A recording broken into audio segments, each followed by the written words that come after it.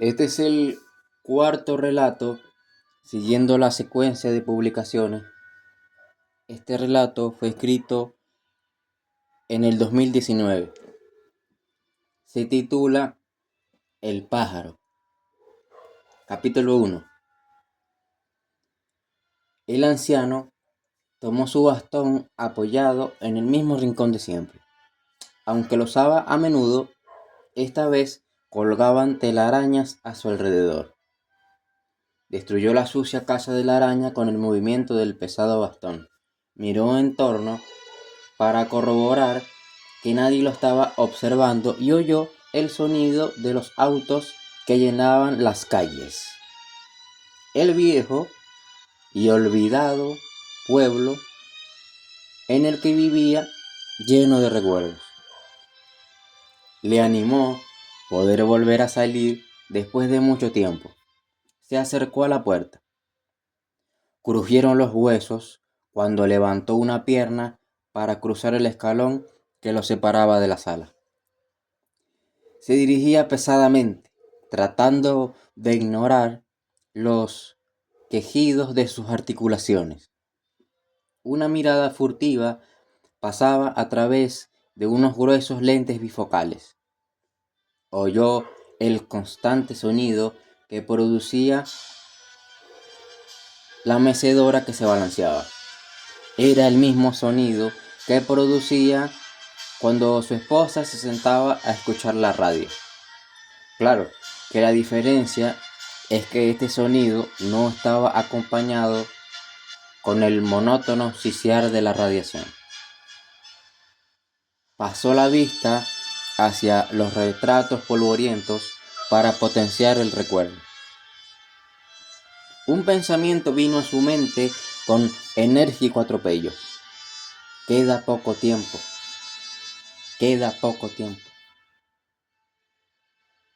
Queda poco tiempo, susurró, y la soledad se comió sus palabras. Llegó a la puerta de madera. Giró el picaporte con dificultad. Su mano rugosa se resbaló como una flor que se rinde ante un fuerte viento. Las calles estaban llenas de actividad en una tarde de octubre.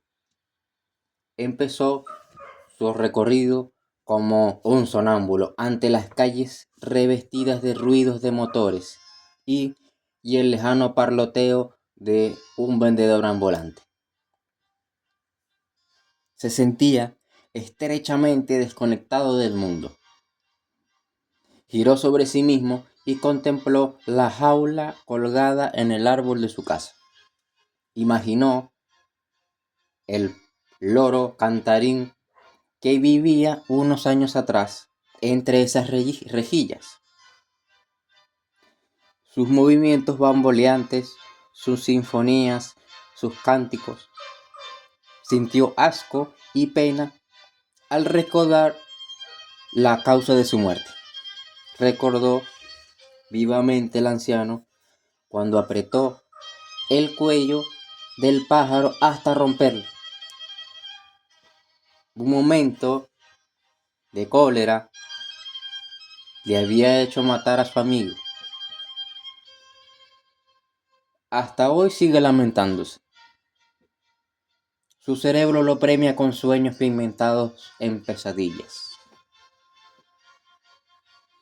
Caminó deprisa, soltando los malos recuerdos. El viento que agitaba su cabellera blancuzca llevaba consigo la escoria del pasado. Vio un viejo amigo en la acera contraria. Era profesor de física en el Instituto de Ciencias, donde había impartido clases por décadas. Llevaba un sombrero marrón un poco desteñido y bajo el brazo llevaba un libro grueso que a primera vista carecía de título. Pero al esforzarse un poco más se podía ver unas letras recortadas que finalmente no pudo descifrar. Caminaba inquieto, miraba hacia los lados como si estuviese siendo perseguido. «Oye, Feynman, ¿qué tal estás, viejo amigo?», dijo. Johannes, y alzó la voz hacia el individuo mientras sonreía.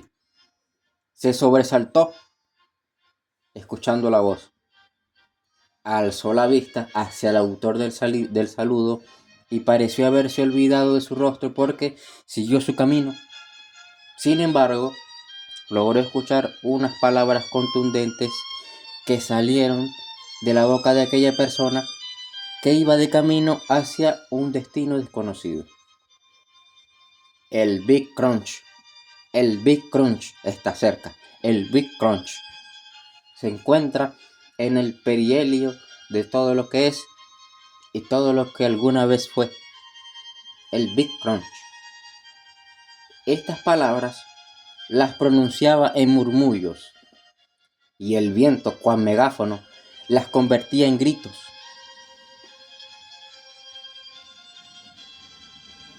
Johannes se extrañó y se compadeció de su amigo que quizás se encontraba psicológicamente mal.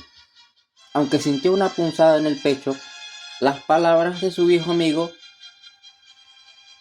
las había recordado con fruición. No quería que el futuro de su nieto quedara en manos de cualquier destino funesto.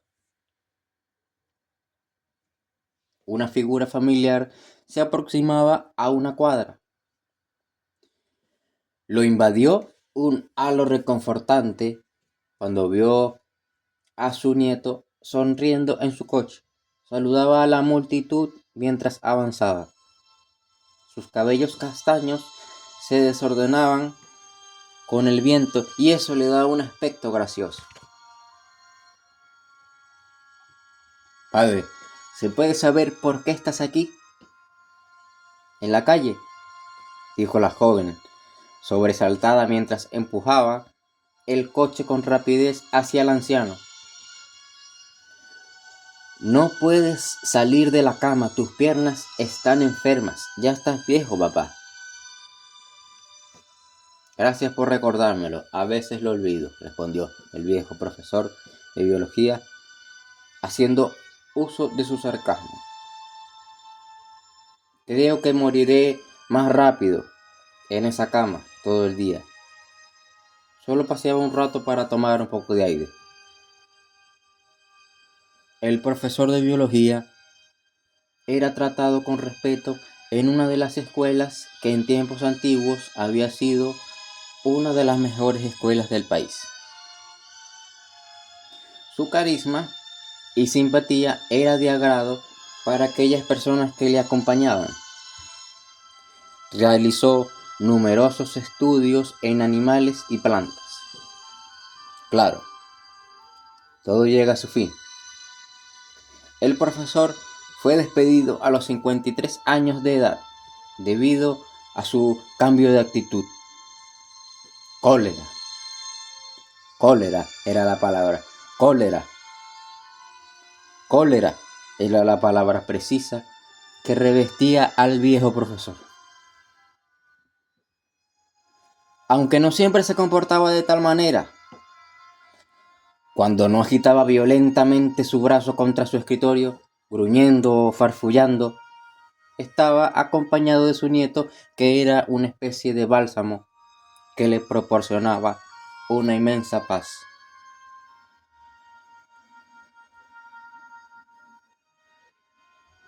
La joven Alejandra, aún gruñendo, como lo hace habitualmente su abuelo, tomó al anciano por el brazo y lo condujo hasta su casa de vuelta. Mientras caminaba, jugaba con su nieto, que extendía su pequeña mano para darle juguetes. Entraron a través de un angosto pasillo hasta encontrarse con unos majestuosos árboles cuyas raíces sobresalían como las venas de una enorme bestia. Uno de ellos estaba abrazado con el otro casi del mismo tamaño. Juntos se construían. Después se toparon con la jaula del loro. Colgaba en una de las ramas. Los observaba desde el más allá. casi se podía escuchar el trinar, o quizás el ominoso gorgoteo de sus entrañas. Un camino adoquinado serpenteaba al frente, separando los claveles de las margaritas y las rosas de las orquídeas. La brisa estival las invitaba a bailar. Movieron sus pétalos con furia cuando una ráfaga de viento las azotó descaradamente. Un animal se aproximaba jadeante, expectante, debido a la presencia de sus dueños. Los ladridos tardíos se aproximaban. El perro salía dándoles la bienvenida. Poseía un pelaje anaranjado amarillento con manchas blancas y negras en el hocico. Dejó de ladrar cuando se interesó por una iguana que bajaba distraídamente del árbol adyacente.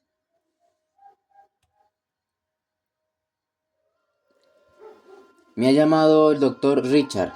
Dijo que vendrá esta tarde a revisarte, dijo Alejandra, dirigiéndose hacia la cocina.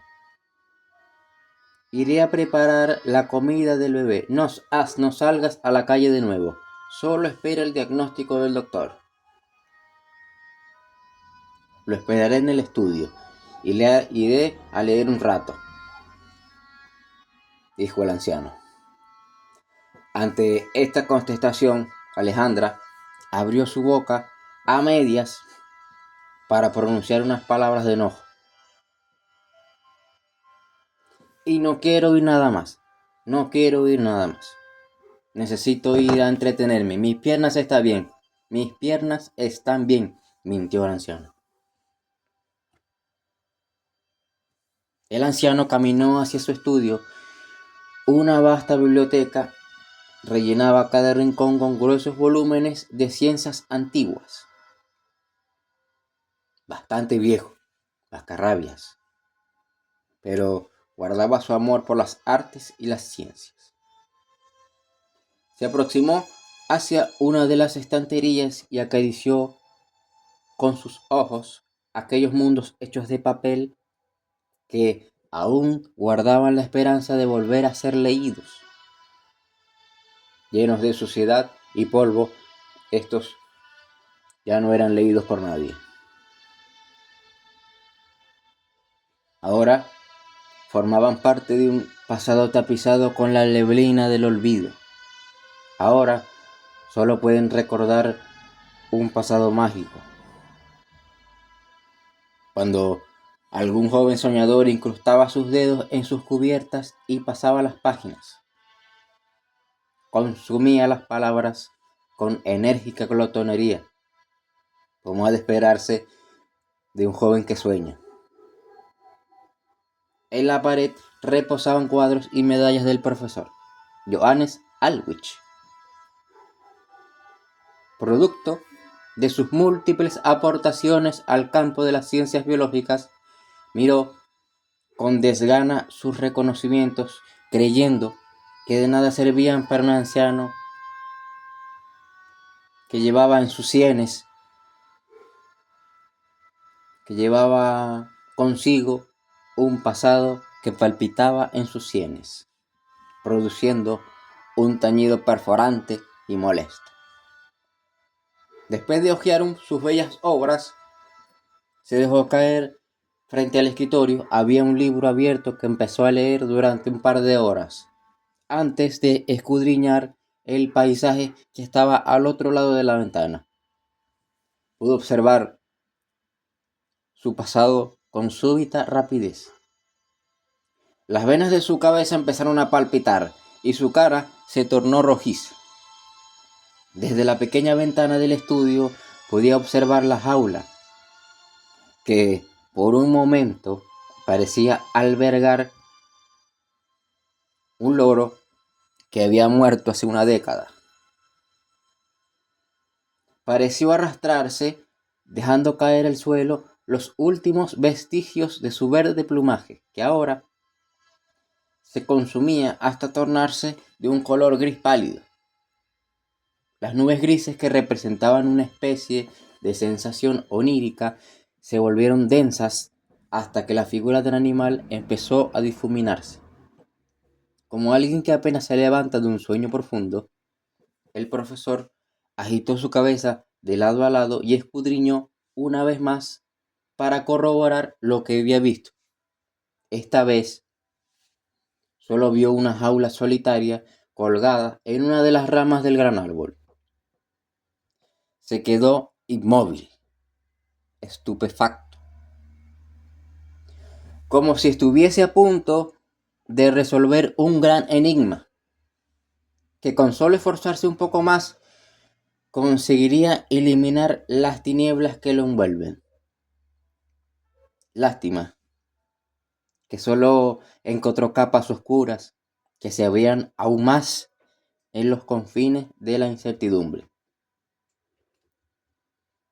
Unos golpes a la puerta lo liberaron de su trance. Volvió en sí mismo, casi que agradecido por haber ayudado a romper sus cadenas que lo mantenían atado a un monstruo que palpita escandalosamente. Se encaminó hacia la puerta recuperándose. Se tambaleó. Manoteó la manilla de la puerta. El doctor Richard entró exultante y saludó al profesor con amabilidad. Pase adelante, doctor. Un placer tenerle por aquí de nuevo, dijo, mientras se acomodaba en el sillón. El placer es mío, profesor. Veo que no ha seguido el descanso como se le había planteado. Se sentó en un banquillo a su lado. Es importante que usted descanse, de lo contrario, sus piernas ya no funcionarán. Lamento verdaderamente no haber hecho caso a sus palabras, pero para mí es totalmente inaceptable estar acostado todo el día. Sé que estoy viejo, mis piernas son un fiasco, pero necesito del aire libre, además de disfrutar de la compañía de mis libros. Comprendo, profesor, quiero ayudarle. Es por eso que insisto. Está bien, doctor Richard. Gracias por su ayuda, pero hay algo que me preocupa más que mis piernas. Algunas veces me da la impresión de estar viendo algo que ya no está. Y cuando sucede, es fácil desconfiar de mi cordura. ¿Me comprende, doctor? Perfectamente, profesor. ¿Podría usted suponer que es su vejez? No creo que sea algo más que eso. Como bien sabe usted, su cerebro ya no funciona como antes. Es un pájaro, es un pájaro, sentenció el profesor. El doctor arqueó su ceja. Tuve un pájaro cuando hacía mis investigaciones. Capturé unos cuantos en aquella época. El último fue el que quedó. Los demás habían muerto extrañamente. Aún sigo sin saber cómo pudieron perecer.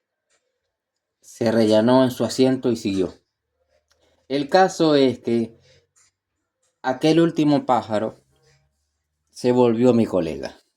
Recuerdo que podía narrar múltiples elementos de la tabla periódica. Me divertía con él. Hablar, hablar con ese loro era una buena manera de despejar un poco la mente.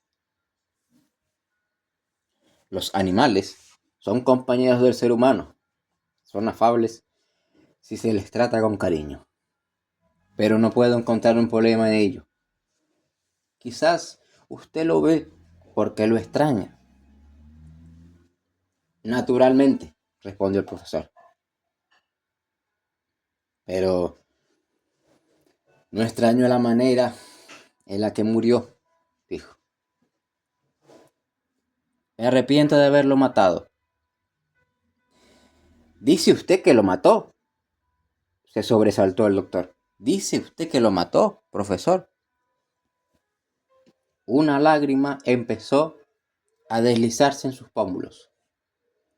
Nunca imagino que la muerte de aquel animal, nunca imaginé que la muerte de aquel animal iba a causarle tanta angustia. Pensó que la muerte era mejor que sentir esa congoja. La transformación de profesor honorario a energúmeno había sido solo causa del pesar que le había causado esa muerte. Se levantó del pequeño sillón y miró a través de la ventana profiriendo un alarido.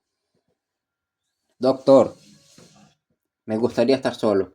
Ya conoce el camino a la puerta. Graznó el profesor. El doctor se levantó inmediatamente y salió, casi como un niño que recibe un severo regaño.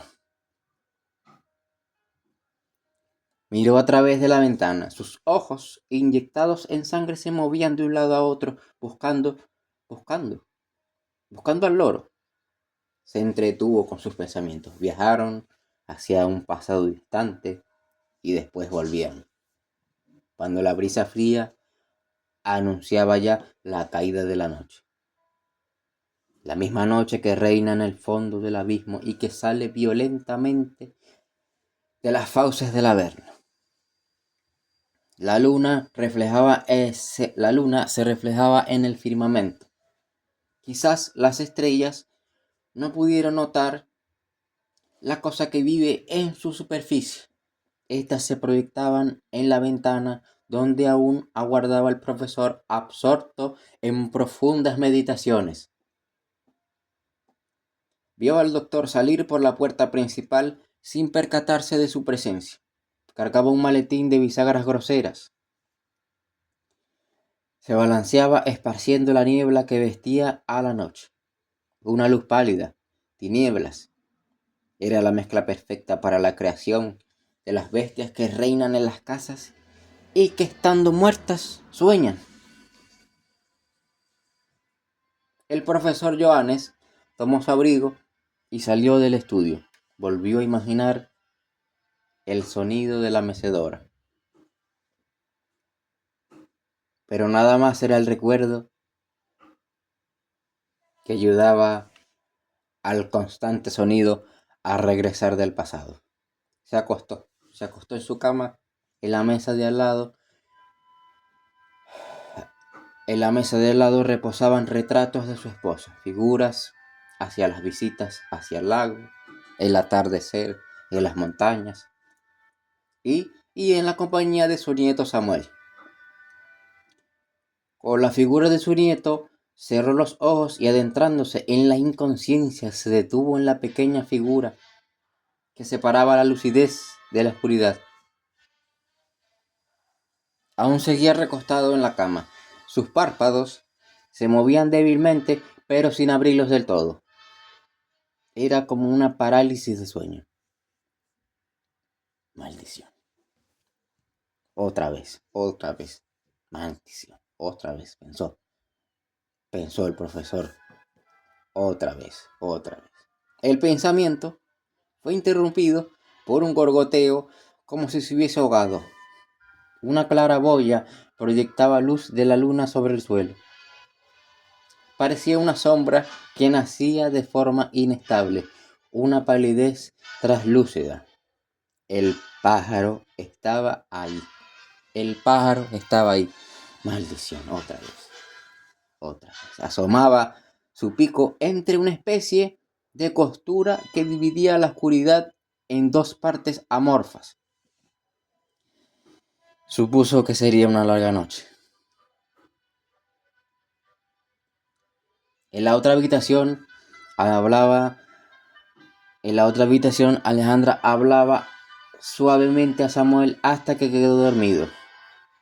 Minutos antes había estado alimentándose con su enorme tetero, lo que le produjo una prominente barriga que destacaba en medio de sus extremidades. Soñaba con los autos, ya que se escuchaba el rugido de uno al salir de su boca. Ella se movió lentamente hasta salir de la cama y caminó hacia el espejo. Le preocupaba la salud de su padre. El espejo le ayudó a percatarse que el estrés ensuciaba su rostro. Se quitó el maquillaje y miró al espejo mientras se colocaba una pijama. Piel lisa, cabellos negros y ojos enormes. Afuera, el tiempo pasaba mucho más rápido. Las nubes ya no se movían con armonía, sino como poseídas por la fuerza del viento. Las latas del techo resonaban y viajaban por la lluvia que amainaba. Johannes se retorcía en su cama intentando zafarse de esa terrorífica sensación que lo embriagaba. Ahí, bajo la claraboya, la hendidura que rasgaba el espacio empezaba a ensancharse. La criatura salía regurgitando de un espacio ajeno a la realidad. Una realidad que nunca será revelada puesto que no existe. Lo que sí existe es la sangre que empezaba a manar por el orificio del agujero. Gusanos, putrefacción. El ave empezaba a salir. El pájaro empezaba a salir. Más que un ave, parecía un cuervo. Su plumaje negruzco entonaba con la oscuridad con la que permanecía atado. Un hilillo de sangre corrió por el ojillo del animal. El cuervo sonrió. No era una sonrisa normal, era una sonrisa invisible, de las que solo pueden percatarse las sensaciones caóticas del anciano.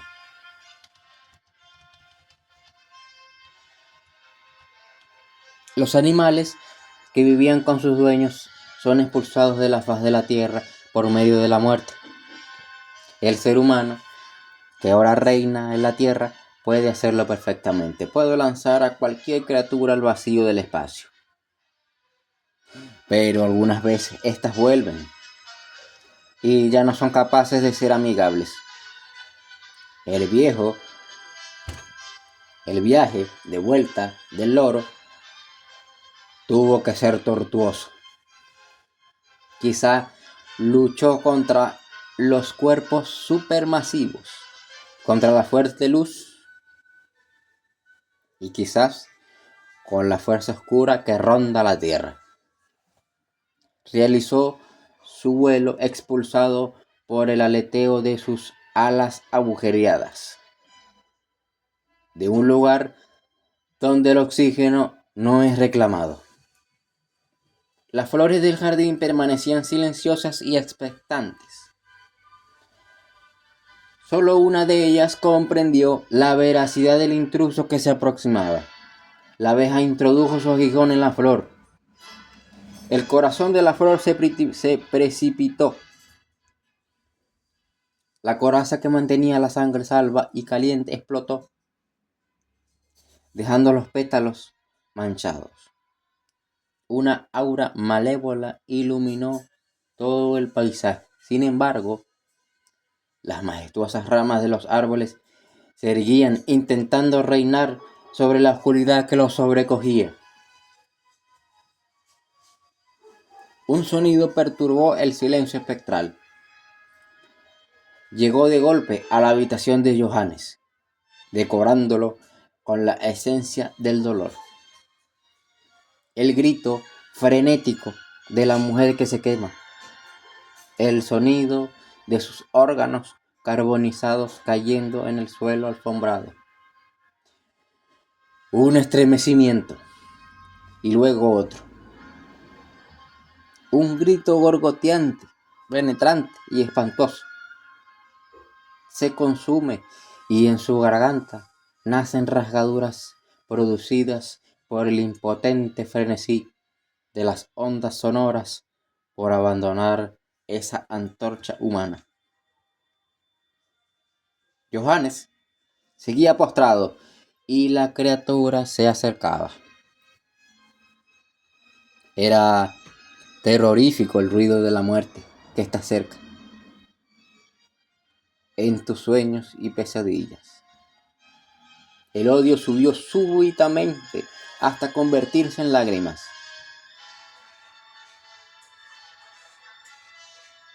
Pensó que las palabras de su amigo iban a ser cumplidas.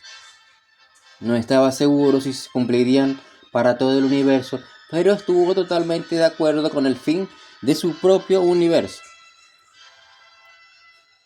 El Big Crunch. El Big Crunch está cerca. El Big Crunch está cerca. Esta última palabra describiría rotundamente el sonido que seguiría a continuación. El sonido de su pierna al romperse con el aleteo del espectro. La otra estaba cubierta con un líquido negro que se desvanecía.